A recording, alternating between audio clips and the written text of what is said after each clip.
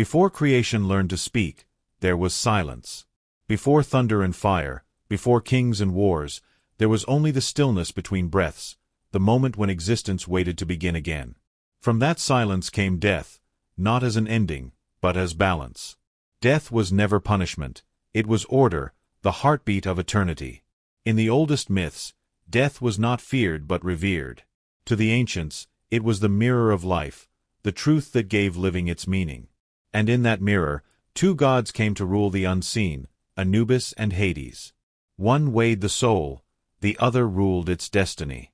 Across deserts of gold and underworlds of shadow, their names whispered through time. To some, they were symbols of peace, to others, reminders of the price of life itself. Yet in their contrast lies the question that even eternity cannot answer. When death itself takes form, who rules its meaning, the judge or the king? Far beneath the Egyptian sun, where sand meets eternity, the name of Anubis is carved in shadow. His eyes burn like black flame, his form half man, half jackal, guardian of the sacred threshold. When mortals die, he meets them first, silent, patient, impartial. He does not strike nor condemn. He weighs. The heart of the dead is placed upon a golden scale, balanced against a single feather, the feather of truth, the symbol of Mot, cosmic justice. If the heart is pure, the soul moves forward into eternal peace. If it is heavy with lies, it is devoured, its memory erased. Anubis is not a god of vengeance. He is the stillness before judgment, the certainty that truth cannot be escaped. His realm is not fire, but calm, not terror, but clarity. In his gaze, every soul sees itself for the first time.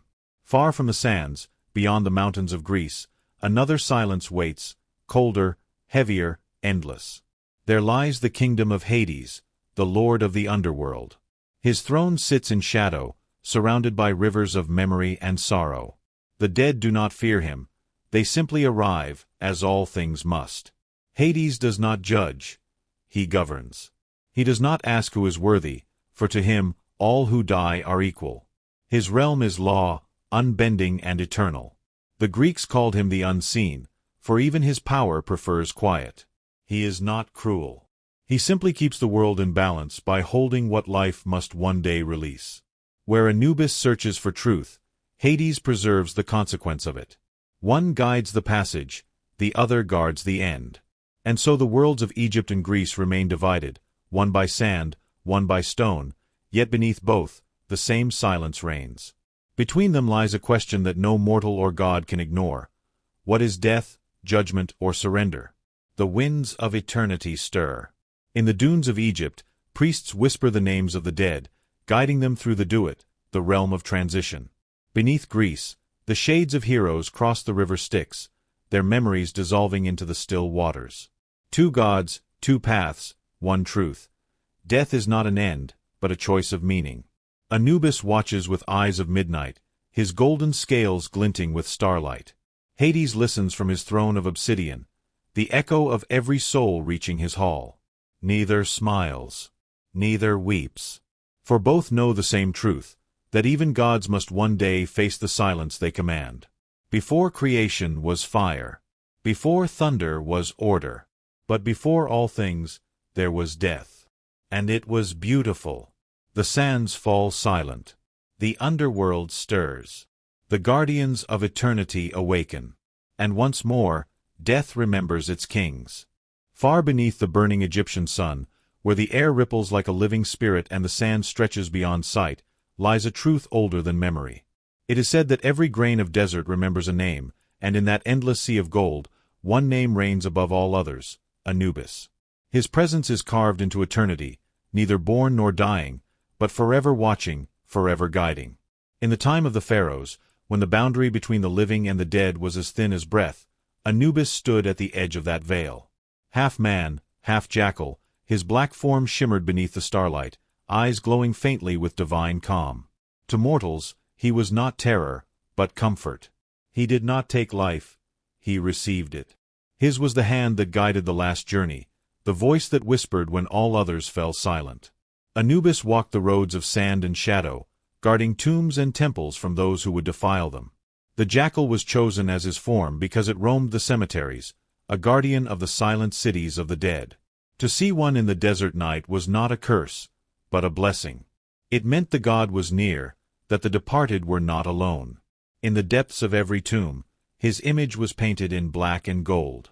The priests would call his name softly during the rites of embalming, believing that through their hands, Anubis himself worked, preserving the body so the soul could find its way home. The scent of incense and the rhythm of sacred chants filled the air as linen wrapped the flesh. Death, to them, was not a theft but a return. When the body was prepared, the spirit entered the duat, the realm of transition, a landscape of rivers, stars, and endless night. There, Anubis awaited at the Hall of Two Truths. Before him stood the scales, their arms made of gold, their balance perfect. On one side lay the heart of the dead. On the other, a single feather, the feather of Mot, goddess of truth and harmony. The heart spoke for the soul. It could not lie. Every action, every thought, every secret was measured in silence. If the heart was light, the soul would pass into the field of reeds, a paradise mirroring life, free from pain and decay. If it was heavy, weighed down by deceit and cruelty, it would fall into oblivion, devoured by the creature Amit, the eater of hearts, never to exist again. Anubis did not decide. He did not punish. He only revealed. The scales were his voice, and the balance itself his judgment. It was not his will that ruled, but truth's. For truth, in Egypt, was sacred law, older even than the gods who served it. The ancients said that when Anubis leaned over the scales, the stars themselves paused in the sky, for even they could not move until the measure was complete. And when it was done, when the final weight was known, Anubis would guide the soul to its rightful path, to peace or to nothingness. He did this without joy, without sorrow, without pride. He was not the master of death, but its servant. In the temples along the Nile, the priests understood this. They built shrines to honor his calm authority, places where light met shadow and time seemed to stand still. His name was invoked not in fear, but in gratitude. He was the promise that even in death, there was order, that the universe cared enough to weigh what we carried within. To the Egyptians, the greatest terror was not death itself, but to be forgotten, to fade into silence without a name. And Anubis, ever watchful, made sure that no one crossed that threshold unseen. Under his gaze, every soul was known, every heart given a chance to be heard. He was the god of the in-between, the bridge between breath and eternity. He asked for nothing, demanded no worship, sought no throne. He was simply there, at the edge of all things, patient, precise, and eternal. Those who saw him in visions said his presence brought peace, not fear. His voice was softer than wind, his judgment lighter than time. For in his eyes, death was not the end of the story, but the moment the story told its truth. Anubis, the guardian of souls, the keeper of balance, the silence that speaks only once. He is not a god of endings, but of measure. And through him, the dead find not punishment or reward, only what they have truly earned. Beneath the mountains of Greece, where sunlight never touches the soil and the air is thick with ancient memory, lies a kingdom without dawn. Its gates are carved from shadow, its rivers flow with silence, and at its center sits a throne of black stone. This is the realm of Hades, the unseen king, the keeper of the dead. To the mortals who lived above, Hades was not a monster, nor a tyrant. He was inevitability made divine. The Greeks did not see him as cruel. They saw him as the boundary that even gods could not cross. For every life born under the sun, every victory, every flame of joy, all would, in time, come to him. And in his halls, there was no chaos, no fire, no punishment. Only order. Hades ruled from the underworld not as a god of death, but as its custodian. He did not seek souls. They came to him willingly, carried across the river Styx by Charon, the silent ferryman. Each soul arrived stripped of vanity and name, reduced to the truth that no crown, no sword, no prayer could buy eternity. In his realm, all were equal. The underworld was not a pit of suffering, but a mirror of the living world. There were plains where the shades wandered aimlessly, remembering fragments of their lives. There were rivers of forgetfulness, like Lethe, whose waters washed away memory itself. There were places of reward, too, the Elysian fields, where heroes rested beneath golden light. And deep beyond, There were the ashen pits where the condemned faced the consequence of their own deeds. Hades watched over them all with calm authority. He was not swayed by emotion, nor tempted by cruelty. The dead needed governance, not mercy, and he gave them exactly that, a world where every soul found its rightful place. He was not the judge of men's hearts, but the keeper of their destinies once they had been judged by others. His law was absolute, his silence eternal. In myths, the gods of Olympus feared him not for his power, but for what he represented, the reminder that their glory would one day fade. Even Zeus, his brother, who ruled the skies, could not escape the truth that one day the thunder would quiet, and Hades would wait. He did not envy the living, he pitied them, forever chasing meaning while he sat upon its remains. His crown, they said, was made of shadow. His eyes, deep and calm, reflected the slow movement of time.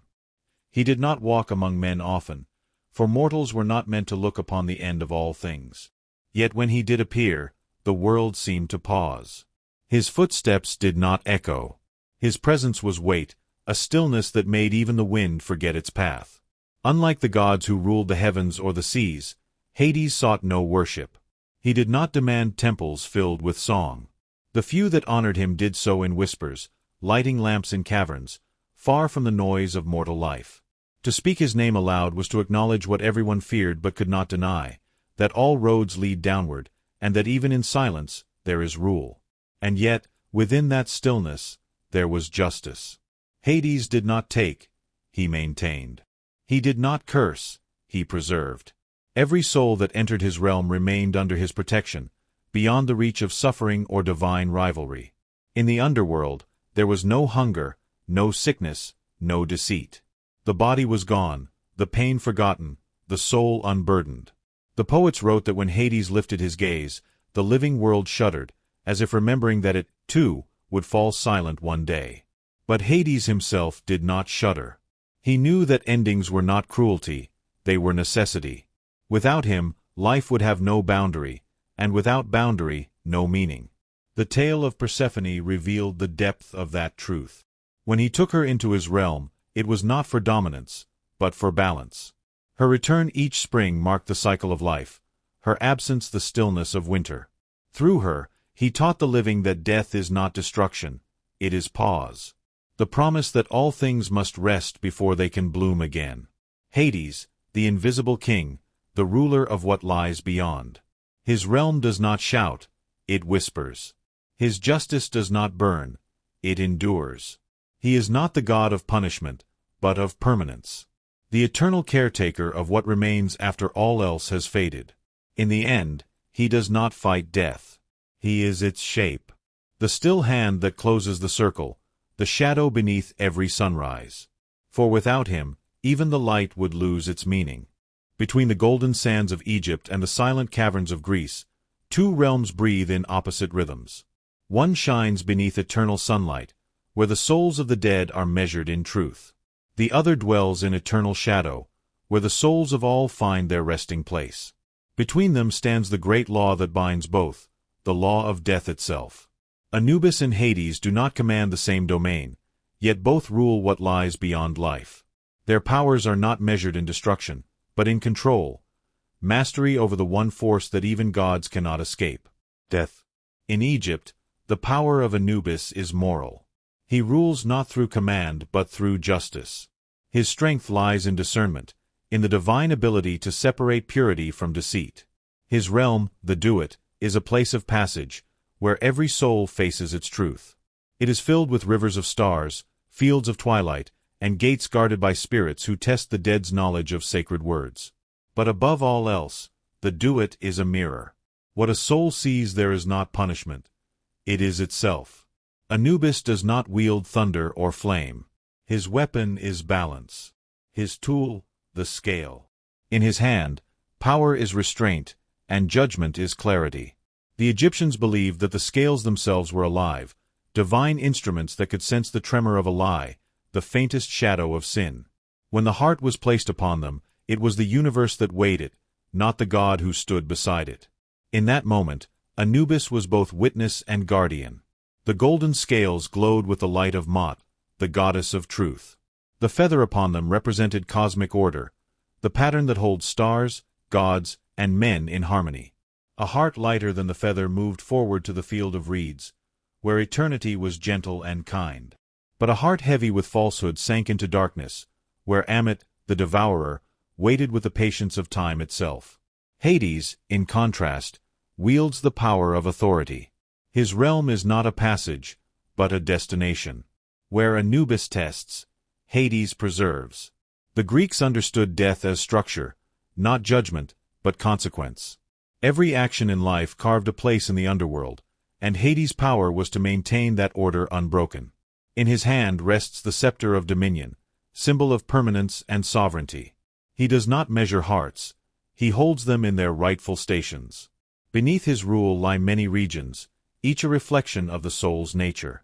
Some walk the asphodel meadows in endless quiet, others dwell in the radiant peace of Elysium, where heroes breathe in golden air. Beyond even that lies Tartarus, where chaos sleeps, bound by the will of the unseen king. His other symbol is the helm of darkness, a relic of shadow forged by the Cyclopes, granting the power to move unseen through any world. It is not a weapon of violence, but of presence denied. To wear it is to become what death truly is, invisible, inevitable, and everywhere. When Hades walks among the living, no one knows, for he leaves no trace, only the chill reminder that he is always near. Anubis and Hades embody two halves of the same law. Anubis ensures that death is fair. Hades ensures that death is final. One guides, the other keeps. One reveals truth, the other enforces it. Without Anubis, death would be chaos, the unjust consuming the just, the lie outweighing the truth. Without Hades, death would be meaningless, the judge drifting forever without rest. Together, they make eternity whole. Their realms mirror this harmony. The duet, glowing with sacred fire, is filled with motion, souls crossing rivers, passing gates, seeking their path. The underworld, carved in stone and shadow, is still, its rivers quiet, its sky unchanging. The Egyptian afterlife breathes like a ritual. The Greek afterlife stands like a law. One sings, the other endures. Even their symbols speak to each other. The feather of Mot and the crown of shadow. The golden scales and the silver scepter. The guiding torch and the key to the underworld's gate. Both gods hold in their hands a truth that mortals once knew but have long forgotten, that death is not cruelty, but continuity. It is the thread that ties all stories together. The priests of both worlds understood this. In Egypt, they whispered prayers over the hearts of kings, asking Anubis to see their truth clearly. In Greece, they placed coins upon the eyes of the dead, offerings for Charon, so that Hades would receive them in dignity. In both lands, the rituals spoke the same words in different tongues. Respect the end, for it keeps the beginning alive. Anubis rules with compassion. Hades rules with order. Both serve the same purpose, to remind gods and mortals alike that even eternity needs boundaries. For without the stillness of death, the universe would never rest. Without rest, it would never begin again. The laws of death are simple, yet unbreakable. All things end. All truths are revealed. All souls find their place. The feather must fall. The crown must endure. The heart must be weighed. And in that balance, between passage and permanence, between judgment and rule, the great symmetry of existence remains unbroken. When two gods of death meet, the universe does not tremble. It listens.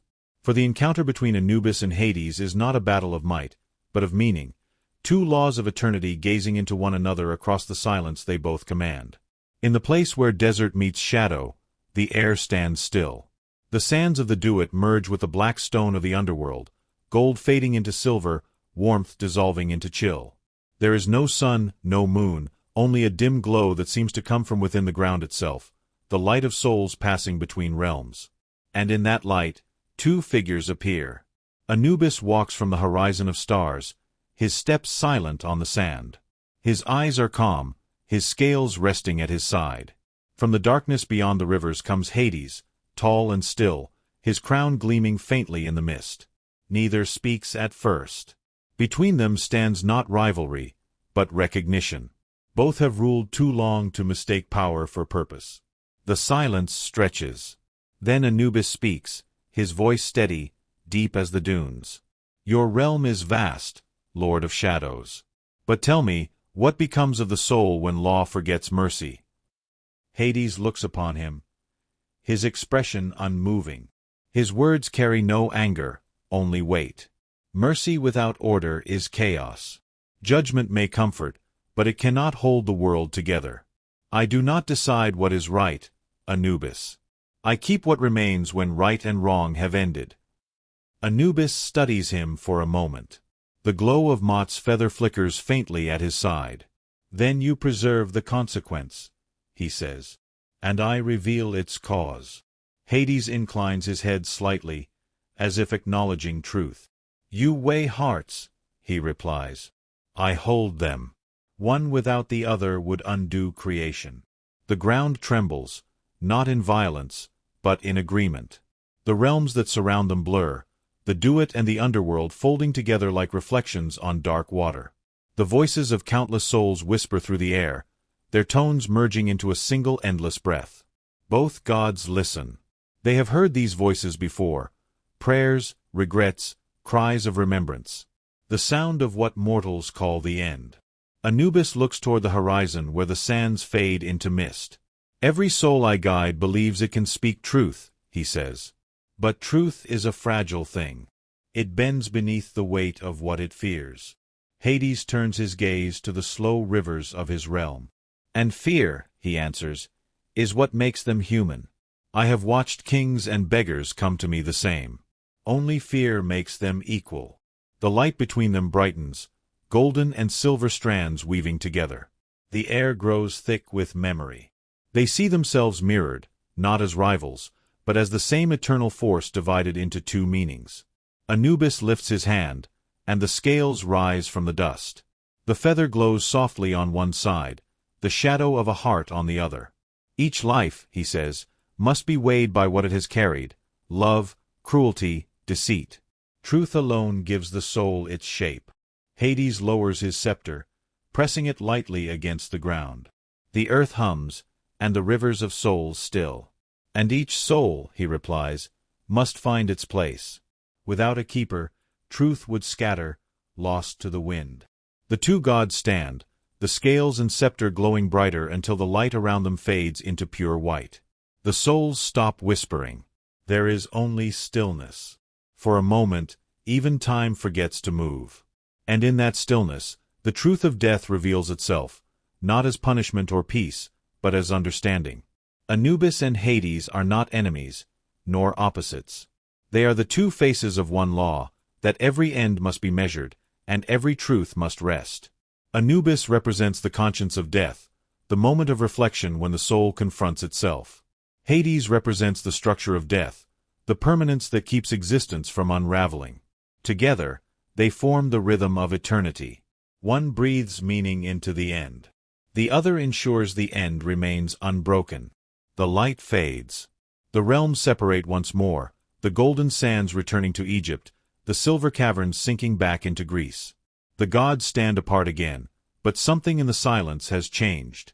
Anubis turns first, his form dissolving into shadow. Perhaps, he says softly, we are not so different, you and I. Hades watches him disappear, his voice low and distant. We never were. And as both depart into their respective realms, the boundary between them remains, not as division, but as balance. Where one weighs and the other rules, where truth and order coexist, death finds its purpose. And in that purpose, eternity remains whole. The sands have settled. The rivers have grown quiet. The two realms stand apart again, Egypt beneath its eternal sun, Greece beneath its endless shadow. Yet the silence that follows is not absence. It is decision. The universe has heard both truths, and now it waits for the verdict. In the heart of the underworld, Hades sits upon his throne of obsidian. His crown glows faintly, silver against the darkness. Around him, the rivers move in rhythm, carrying the soft whispers of countless souls. He does not smile. He does not weep. He simply watches, as he always has, patient as stone. His power is not thunder, nor flame. It is endurance, the authority to remain unmoved when all else fades. Far away, across the desert of eternity, Anubis stands before the golden scales. The feather of Mot rests still, unshaken by the wind. His eyes are calm, reflecting the last light of a dying sun. He does not seek to win. He seeks to understand. For him, truth is victory enough.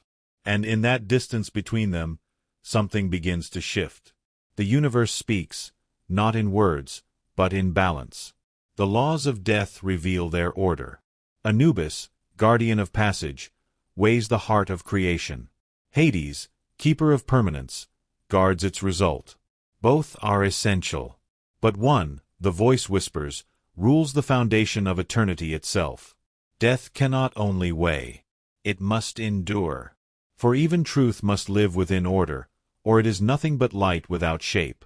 The feather of justice floats within the air, but without the hand of rule, it drifts endlessly, forgotten by time. Thus the crown must remain. Hades rises from his throne. The air trembles faintly, though no sound is made. The rivers still as if bowing before him.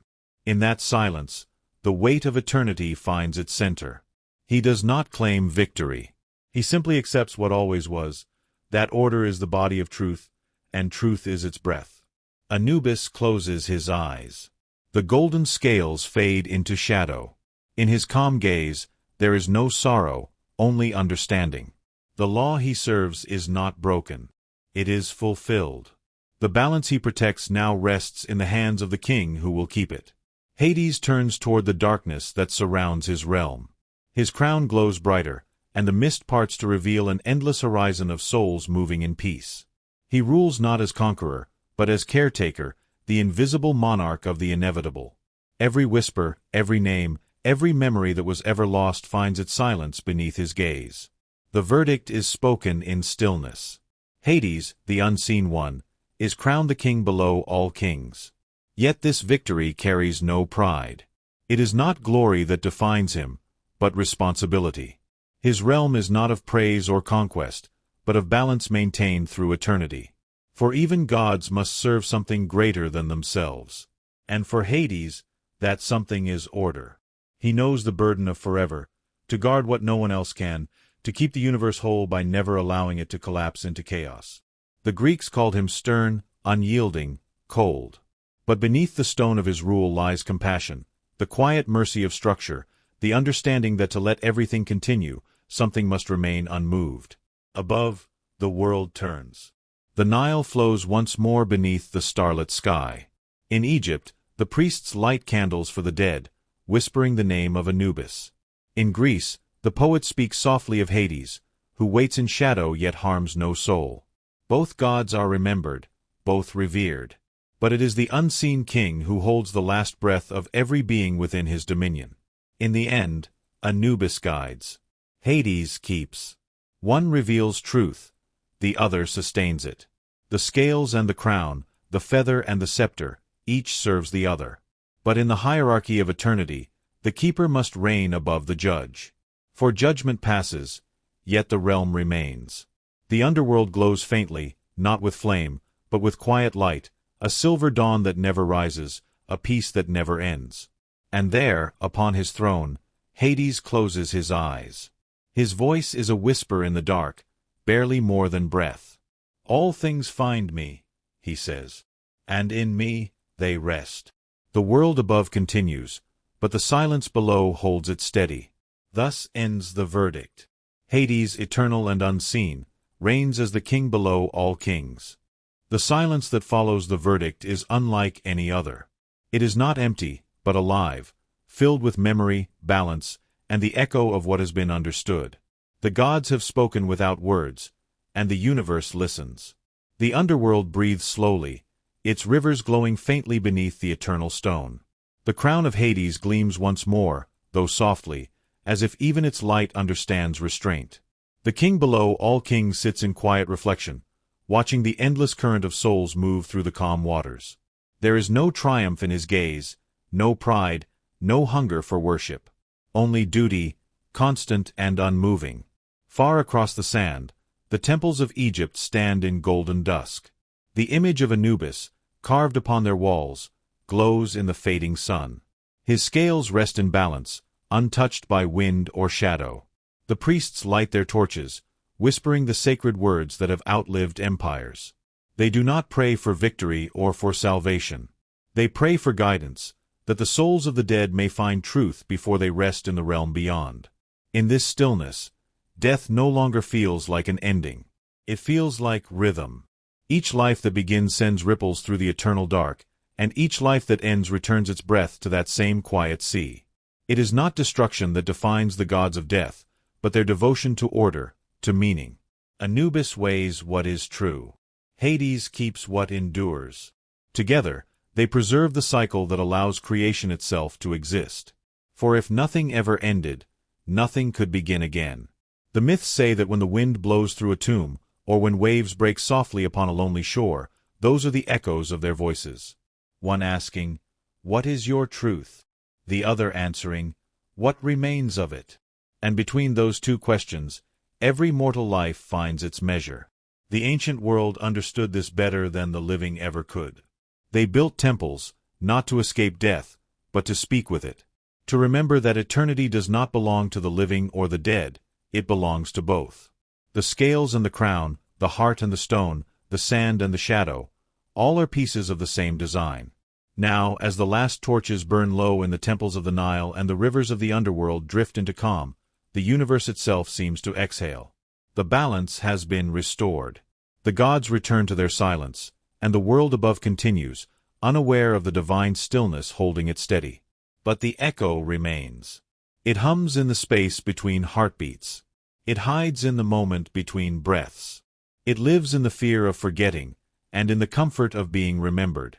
The echo is not the sound of death.